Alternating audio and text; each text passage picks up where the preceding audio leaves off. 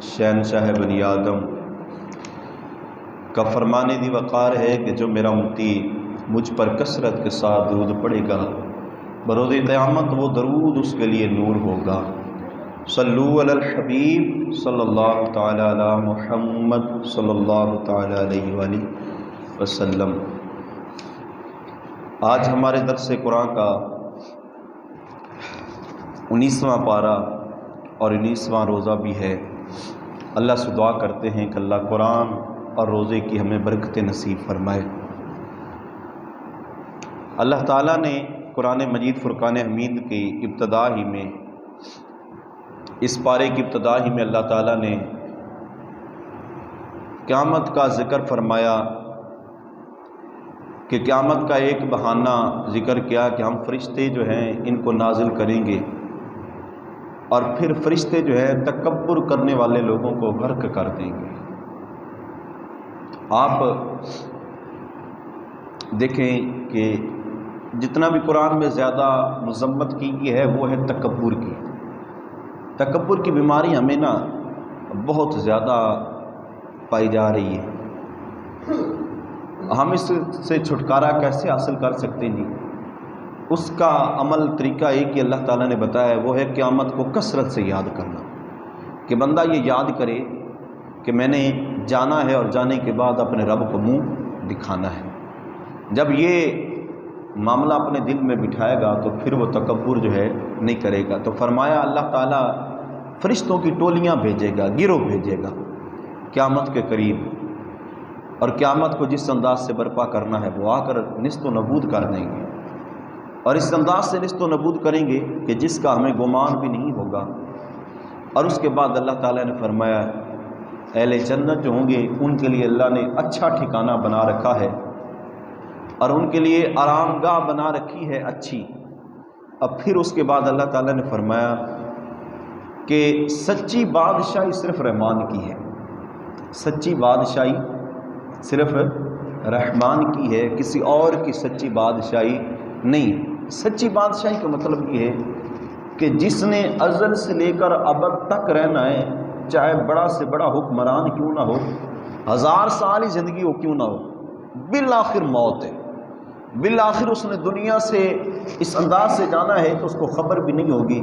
اور فرمایا سچی بادشاہی صرف رحمان کی ہے، کہ وہ رحمان ہی حقیقی بادشاہ ہے جس کو نہ اونگ آتی ہے نہ نیند آتی ہے، اور ازل سے لے کر ابد تک اس کی بادشاہی رہنی ہے۔ اور فرمایا پھر کیوں نہ ہو کہ جو سچا بادشاہ ہے اس کے پیچھے چلو نا۔ وہ بادشاہ جو عارضی ہے، چند دنوں کا ہے، چند مہینوں کا ہے، چند سالوں کا ہے، اس کی باتوں پر کیوں آ جاتے ہو؟ اس کی بات مانو نا جو سچا بادشاہ ہے، اور سچی بادشاہی صرف رحمان کی ہے۔ تو فرمایا کہ اپنے خدا کے دیے گئے طریقے پر اپنی زندگی کو گزارو۔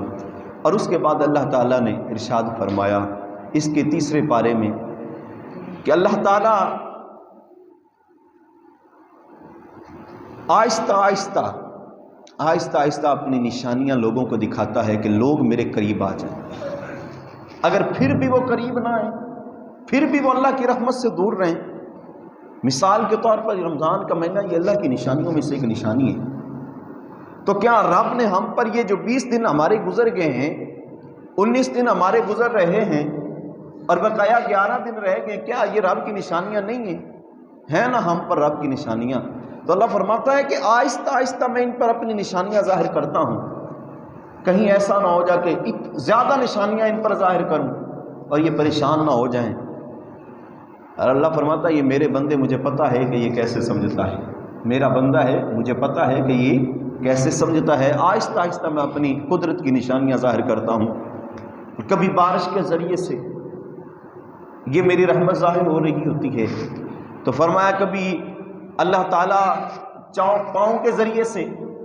کہ چارہ ایک ہی منہ سے کھاتے ہیں، لیکن جب دودھ دینے کی باری آتی ہے تو گوبر اور دودھ ایک ہی پیٹ میں ہوتے ہیں، لیکن یہ بھی اللہ کی نشانی ہے کہ اللہ تعالیٰ ان میں سے دودھ کو الگ کر دیتا ہے، گوبر کو الگ کر دیتا ہے۔ فرمایا یہ اللہ کی نشانیاں ہیں۔ اور فرمایا کبھی اس انداز سے کہ اللہ تعالیٰ جو ہے جب ڈھیر زیادہ مشکل میں کوئی انسان پڑا ہو اور اس وقت وہ اللہ سے دعا کرتا ہے اور اللہ اس کی مشکل کو حل کر دیتا ہے، یہ بھی ایک اللہ کی نشانی ہے۔ اور فرمایا کہ جب انسان بندہ گھبرا کر کہیں کبھی ادھر دوڑتا ہے ادھر دوڑتا ہے اور پھر اس کو ٹھکانہ نہیں ملتا ہے، فرمایا میرے گھر آ جاتا ہے، جب وہ میرے گھر آ جاتا ہے نماز پڑھتا ہے، یہ بھی ایک میری نشانی ہے کہ وہ اس انداز سے آتا ہے کہ یا اللہ تو ہے نا، کوئی نہیں ہے، تو ہے نا، یا اللہ میں جدھر بھی دوڑ کر گیا ہوں ہر کسی نے مجھے دھتکارا ہی دھتکارا ہے، لیکن تیرا وہ در ہے جہاں سے مجھے دھتکار نہیں ملتی ہے۔ تو فرمایا کبھی اس انداز سے میں اپنی نشانیاں ظاہر کرتا ہوں، اور کبھی فرمایا اللہ تعالیٰ نے کہ رات اور دن آتا ہے رات چلی جاتی ہے، دن آئے پھر رات آتی ہے، یعنی دن اور رات کا آنا یہ بھی اللہ کی نشانی۔ اللہ چاہے تو سارا 24 گھنٹے دن ہی رہے، اللہ چاہے تو 24 گھنٹے اندھیرا بھی رہے، لیکن اللہ فرماتا ہے نہیں، میں یہ نشانی آہستہ آہستہ اپنے بندوں پہ ظاہر کرتا ہوں کہ جو رب دن چڑھنے پر قادر ہے نا تو رات کو دینے پر قادر ہے، وہ بہت بڑے مغرور کو تباہ کرنے پر بھی قادر ہے۔ زمین پر جس انداز سے بھی وہ چال چلے، اس کی ٹہر جتنی بھی ہو، اس کی چدراہٹ جتنی بھی ہو، ختم ہو جائے گی۔ اللہ فرماتا میں قادر ہوں، اگر رات کو دن کر سکتا ہوں اور دن کو رات کر سکتا ہوں تو میں اس بادشاہ کو جو اپنے ہاں بہت بادشاہ کہتا ہے سونے سے سکہ بنا سکتا ہوں، سونے سے کھوٹا بنا سکتا ہوں، لاکھوں سے کخ بنا سکتا ہوں، پر میں اس پر بھی میں خدا قادر ہوں، کیونکہ حقیقی بادشاہی وہ ہے رحمان کی ہے۔ اور اس کے بعد اللہ تعالیٰ نے ارشاد فرمایا کہ تم مانگا کرو مجھ سے میں دیا کروں گا، دعا تو کرو نا، جھکو تو صحیح یارو، جھکو تو صحیح نا، وہ انداز اپناؤ صحیح اللہ کی بارگاہ میں مانگنے کا۔ اللہ فرماتا تم مانگو میں دوں گا، رب تو اعلان کر رہا ہے مانگو میں دوں گا، تم مانگو میں دوں گا، بخشش مانگو بخشش دوں گا، رزق حلال مانگو رزق حلال دوں گا، اولاد نہیں اولاد مانگو گے وہ بھی دوں گا۔ اگر حضرت زکریا علیہ السلام کو اولاد جب بڑھاپے میں چلے گئے حضرت زکریا علیہ السلام، اور اللہ سے دعا کرتے رہے، دعا نہ چھوڑی، امید وابستہ رکھی اللہ سے، امیدوں کو ترک نہ کیا، نا امید نہ ہوئے، کیونکہ اللہ قرآن میں ارشاد فرماتا ہے اللہ تقنطوا من رحمت اللہ، لوگوں میری رحمت سے نا امید نہ ہونا۔ تو حضرت زکریا علیہ السلام نا امید نہ ہوئے، اتنی عمر ہوگی، آپ کی زوجہ بھی بڑھاپے میں چلی گئی، اب رب سے دعا کرتے ہیں یا اللہ اولاد دے دے، اولاد دے دے۔ اللہ فرماتا ہے اے زکریا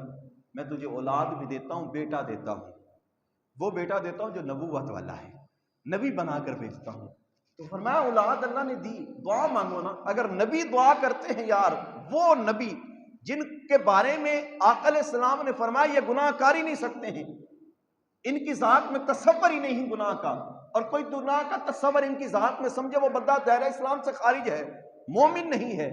تو فرمایا کہ وہ اگر اللہ سے دعا کرنا ترک نہیں کرتے ہیں پھر ہمیں تو زیادہ ضرورت ہے، ہم تو گناہ گار ہیں، ہمارے قدم قدم پہ گناہ ہے، ہمارے لہجوں میں گناہ ہے، ہمارے اندازوں میں گناہ ہے، ہماری چھال میں گناہ ہے، ہماری ڈھال میں گناہ ہے۔ یہ اس انداز سے سمجھے کہ اس زمین نے ہمارا بوجھ اٹھایا ہوا ہے اور ہمارے گناہوں کا بوجھ اٹھایا ہوا ہے۔ تو ہمیں یاد رکھنا ہے، اللہ فرماتا ہے کہ دعا مانگنا جو ہے اس کو نہ چھوڑنا۔ اور اس کے بعد اللہ تعالیٰ سورۃ الشعراء میں اللہ ارشاد فرماتا ہے جی،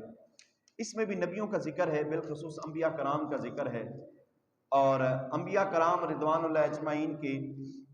طور اور طریقے کو بیان کیا کہ اللہ تعالیٰ نے سابقہ جتنے بھی انبیاء کرام کے ذکر کیے اس شعراء کے اندر، سورہ شعراء میں، اور جتنے بھی نبیوں کا قرآن میں ذکر آیا وہ صرف مسلمان کو تسلی دینے کے لیے آیا ہے۔ دوبارہ میں کہتا ہوں اگر سمجھ آ جائے، فرمایا کہ جتنے بھی نبیوں کا ذکر آیا نا قرآن میں، جتنے بھی نبیوں کے واقعات ہیں وہ صرف مسلمان کو تسلی دینے کے لیے آئے ہیں۔ کہ کتنے نبی تھے، حضرت ابراہیم علیہ السلام کے ساتھ ان کی قوم نے کیا نہیں کیا، حضرت عیسیٰ علیہ السلام کی قوم نے کیا نہیں کیا، حضرت موسیٰ علیہ السلام کی قوم نے کیا نہیں کیا، حضرت یوسف علیہ السلام کی قوم نے کیا نہیں کیا، حضرت اسماعیل علیہ السلام کی قوم نے، فرمایا ہر ایک کا جو ذکر کیا نا وہ صرف مسلمان کو تسلی دینے کے لیے کہ مشکل وقت آئے تو پیچھے نہیں ہٹنا ہے، پیچھے نہیں ہٹنا ہے۔ اس امت کو اللہ تعالیٰ نے بڑی رحمت اور برکت والی امت بنا کر بھیجا ہے، اس امت کو اللہ تعالیٰ نے سب سے افضل ترین امت بنا کے بھیجا ہے، جیسے نبیوں کو سب سے، پوری کائنات میں نبیوں کو سب سے افضل، اور ان نبیوں میں سے ہمارے آقا علیہ السلام کو سب سے افضل،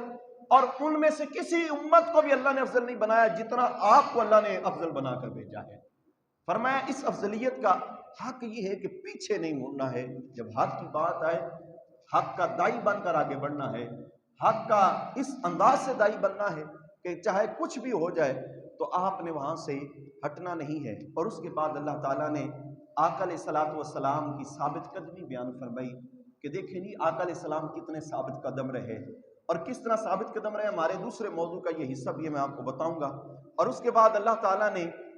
قرآن مجید کے فضائل اور قرآن مجید کے حق عنایت یعنی حق ہونے کو بیان کیا ہے کہ اللہ نے قرآن کو عربی زبان میں اتارا ہے کہ عربی سے پیار کیا کرو، عربی سیکھا کرو۔ میرے آقا کی زبان بھی بولیں کون تھی؟ میرے آقا کی زبان بھی، قرآن بھی، قبر میں بھی اور جنت میں بھی عربی۔ عربی سے پیار، حضور نے فرمایا عربی سے اس وجہ سے پیار کیا کرو کیونکہ جنتیوں کی زبان بھی عربی ہوگی، قرآن بھی عربی میں ہے۔ تو فرمایا عربی، اس سے ہمیں سیکھنا چاہیے نا، ہمیں پتہ ہونا چاہیے کہ عربی کیا ہوتی ہے۔ تو فرمایا اللہ نے قرآن کو عربی میں نازل فرمایا تاکہ تمام جہانوں کے لیے یہ رحمت بنے۔ اور اس کے بعد اللہ تعالیٰ نے ارشاد فرمایا اس پارے کے آخر میں فرمایا کہ ایمان والوں پر اللہ نے بہت شفقتیں کی ہیں، بہت شفقتیں، اتنی شفقتیں کی ہیں نا کہ جہاں کہیں سے بھی اپنی جان پر یہ ظلم کر لینا، گناہ کر لیں، لیکن 2-4 آنسو میری بارگاہ میں بہا لیں کہ میں ان کو معاف کر دوں گا۔ یار اس سے بڑی اور شفقت کیا ہو سکتی ہے؟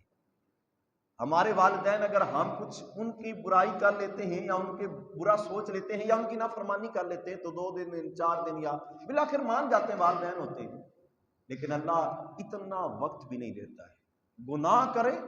پھر پلٹ کر آ جائے۔ مسلم شریف کی حدیث کریمہ ہے، ایک شخص تھا،